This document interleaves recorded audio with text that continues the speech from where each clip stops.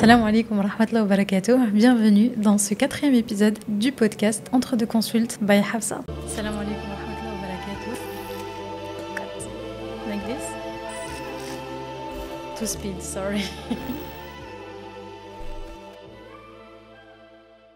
Aujourd'hui, on vient parler d'une question qui est primordiale, je dirais même centrale, dans la question de la santé mentale et a fortiori de l'accompagnement de la thérapie, de la psychothérapie d'un patient musulman. Pourquoi ? Ça fait un lien avec l'épisode numéro 3 où on parlait de pourquoi les patients nous mentent et je vous évoquais qu'une des raisons de ces mensonges, notamment par les patients musulmans, c'était justement la crainte du jugement et au-delà de ça, la crainte de rentrer dans la catégorie des personnes qui ne se font pas pardonner par Allah Azza wa Jal parce qu'elles étalent leurs péchés, pour reprendre le hadith du prophète Mohammed sallallahu alayhi wa sallam à ce sujet. C'est une question qu'on me pose très régulièrement, que ce soit dans les DM, que ce soit dans les mosquées ou dans les lieux où je vais faire des interventions, des conférences, que ce soit avec mes patients et patientes une fois qu'elles sont en face de moi. Mais au final, Hafsa, c'est pas haram de parler de ses péchés. La grande question, est-ce que c'est haram ou pas de parler de ses péchés ? Est-ce que pourquoi tout le monde pense que ça l'est et que du coup ça mettrait fin à tous les projets de thérapie possibles et imaginables ? Déjà, il faut revenir sur une base saine de la compréhension du fiqh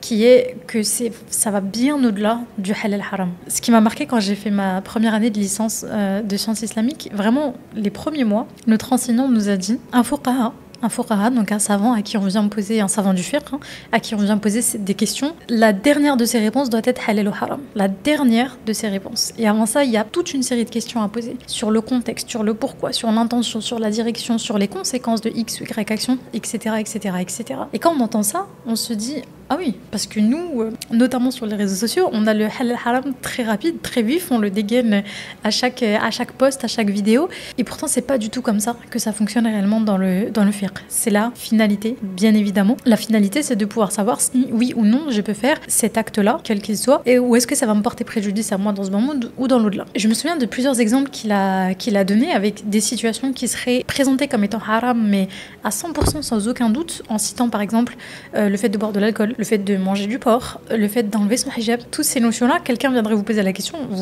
la première chose, haram. À quel moment tu peux avoir un contexte qui te permet de boire de l'alcool ? Eh bien, il y en a. Et l'exemple qu'il nous a donné, c'est qu'il faut comprendre que le fiqh, il est là pourquoi ? Il a des finalités. Maqasid al-sharia, le fiqh, il est là pour donner les éléments qui permettront d'aller préserver les 6 maqasid al-sharia, donc qui sont les finalités de la religion. Tout l'islam est mis en place pourquoi ? Pour préserver ces 5 finalités qui sont le din, la religion. La première finalité, c'est de protéger le din. La deuxième finalité, c'est de protéger la vie. La troisième finalité, c'est de protéger le psychisme, l'état mental. La quatrième finalité, c'est de protéger les descendants. Et la 5e finalité, c'est de protéger les biens du musulman elle-même.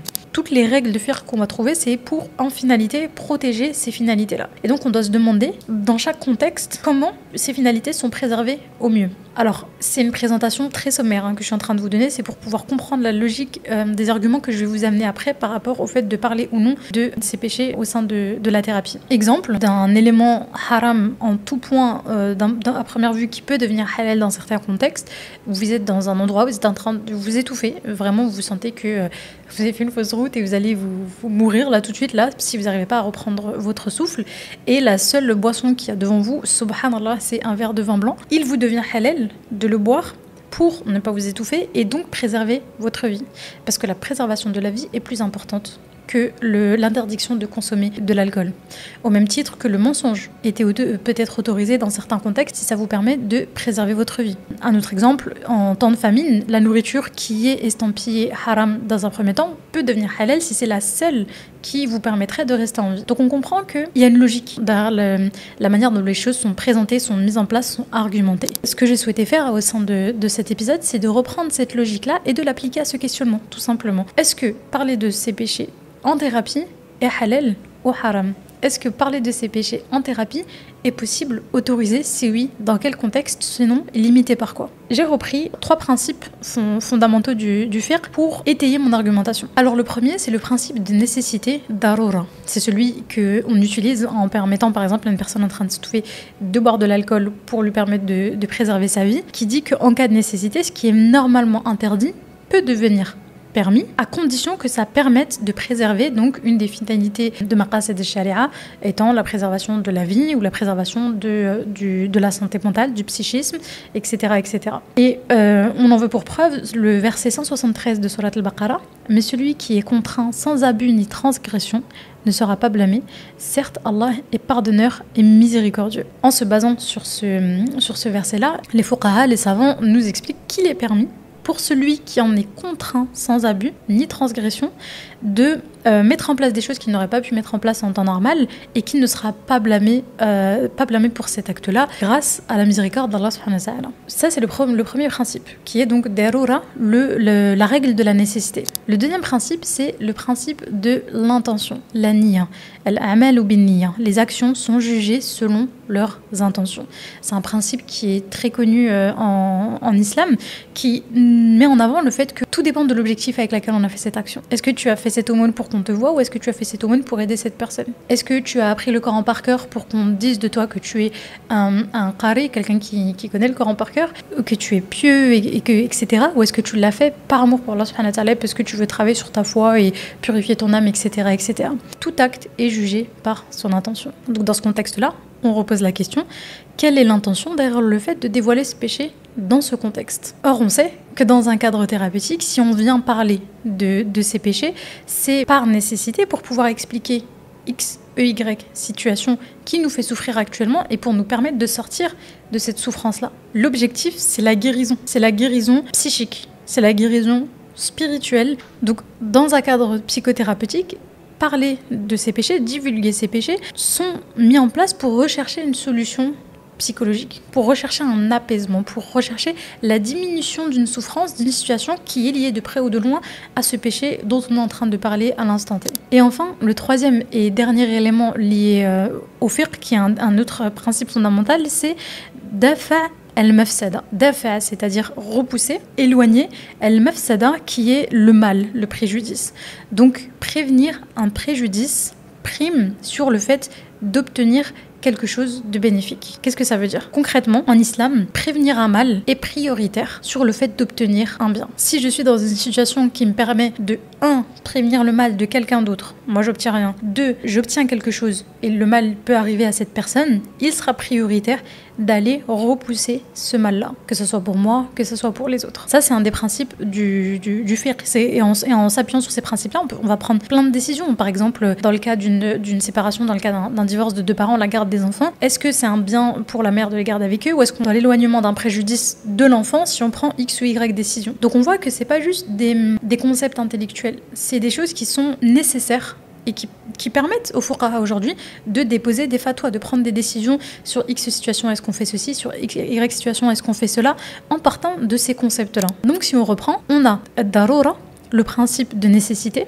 an-niya, l'intention, et enfin, dafa al-mafsada, le fait de repousser un mal. La règle de la nécessité, elle nous permet de nous rendre compte dans le cadre thérapeutique. Il y a eu un jeune dans la ville dans laquelle j'ai grandi qui est décédé il y a 2 ans. Il s'est suicidé. Il a eu du coup un passage à l'acte parce qu'il était dans une souffrance extrêmement profonde.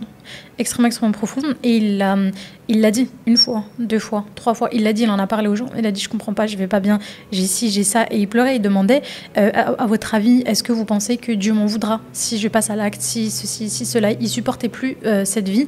Pour X ou Y raison qu'on va pas mentionner ici. Les gens n'ont pas su accueillir cette souffrance-là. Et c'est absolument pas un jugement parce que tout le monde n'a pas la capacité d'accueillir cette souffrance-là. Et ce qui lui a été répondu, c'était un petit peu de manière gênée.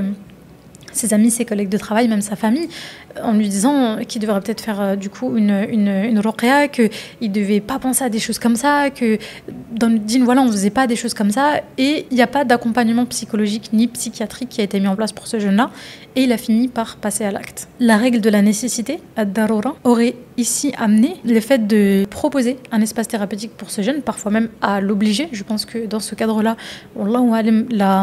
l'hospitalisation aurait peut-être été la meilleure solution, avec un accompagnement qui soit psychiatrique ou psychologique pour voir dans un premier temps d'où venaient ces souffrances et tous ces wes-wes et ces tocs qu'il pouvait avoir pour préserver sa vie. Si c'était retrouvé en thérapie, parler de ces péchés, quels qu'ils soient, qui auraient pu être liés à ces problématiques, aurait permis de sauver sa vie. Darura, la nécessité là, elle était présente et elle prime sur l'interdiction. Dans un deuxième temps, Nia, dans le cadre thérapeutique, pourquoi on parle de ça?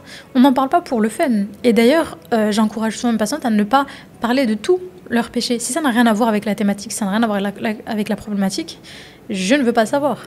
Et si tu penses que de près ou de loin, ça peut être en lien avec la situation que tu vis, ça peut être en lien avec la souffrance que tu as, bismillah, on l'évoque, sans notion de jugement, sans volonté de venir trouver un quelconque plaisir ou un quelconque intérêt à aborder toutes ces questions-là, mais vraiment pour être dans cette notion de « je parle de ça, tu me donnes ces éléments-là pour que je puisse t'accompagner et te soigner au mieux ». Et enfin, dafa al-mafsada, le fait de prévenir un préjudice. La personne qui se retrouve en dépression suite à une relation illicite, par exemple, qui a été abusive et qui s'est très mal finie, si elle fait le choix de ne pas parler de ses péchés, donc de ne pas parler de cette relation-là, qu'elle ne travaille pas du coup sur les sévices qu'elle a subis, sévices psychologiques ou physiques ou que sais-je, elle va pas pouvoir travailler dessus, et ce qui lui donne moins d'outils, moins de possibilités, moins de chances de sortir de cette dépression-là. Je ne dis pas que c'est obligatoire, je dis que ça diminue les chances et la qualité de l'accompagnement à ce moment-là. Oui, les patients peuvent éprouver de la culpabilité à l'idée de venir aborder certaines questions et peuvent venir se rappeler de ce hadith du prophète Mohammed sallallahu alayhi wa sallam où il nous dit Allah subhanahu wa ta'ala sera miséricordieux avec toutes ses créations sauf celles qui viennent étaler leurs péchés. Mais déjà, on pourrait aller chercher dans la sémantique arabe étaler leurs péchés. Quel est le mot exactement qui a été utilisé? Quel serait l'équivalent le plus proche du terme possible en français? Est-ce que c'est étaler sans vanter? Est-ce que c'est étaler juste les sortir, en parler? Allahu alam, j'avoue que j'ai pas fait cette recherche-là. C'est une porte ouverte à ceux qui souhaitent aller plus loin dans cette réflexion-là. Et j'aimerais conclure avec ce parallèle qu'on peut faire avec la médecine physique. Si on reprend encore une fois ces notions de nia, ces notions de règle de la nécessité et de prévenir un préjudice, quand on est une jeune femme voilée qui a un problème X ou Y, disons, à la cuisse, une blessure, initialement, on n'est pas censé se dévoiler devant un homme qui n'est pas l'un des membres de notre famille. Je ne vais pas rentrer dans la définition du mot mahram, qu'est-ce que ça veut dire exactement, quel est le contexte, ce serait vraiment tout un cours religieux, mais je vous invite très, très, très, très fortement à prendre des cours si vous ne le faites pas. Wallah, ça va changer votre manière de vous approprier cette religion, de vous approprier et de comprendre. En fait, c'est passer de l'étape de je suis musulman par tradition parce qu'on me l'a transmis à je suis musulmane parce que je m'en empare et parce que je suis tellement apaisée et je comprends tellement mieux certaines règles que on a pu m'imposer en amont sans que j'ai le pourquoi du comment, le contexte. C'est vraiment incroyable. Plus on cherche la science, plus on comprend et plus on aime. Allah Azza wa Jalla. En tout cas, c'est un conseil que je vous donne. Faites-en ce que vous voulez. Et donc, je disais, cette femme-là n'est pas censée se dévoiler, n'est pas censée se déshabiller devant ce médecin. Dans le cadre de la préservation de sa santé, donc de sa vie, elle est autorisée à ce moment-là. L'interdiction est levée pour qu'elle puisse être soignée s'il n'y a pas d'autres possibilités, s'il n'y a pas de médecin femme, s'il n'y a pas moyen de faire ça différemment. Peut-être qu'elle doit juste, je sais pas, enlever son bas et garder le haut et son hijab si elle le peut, etc., etc.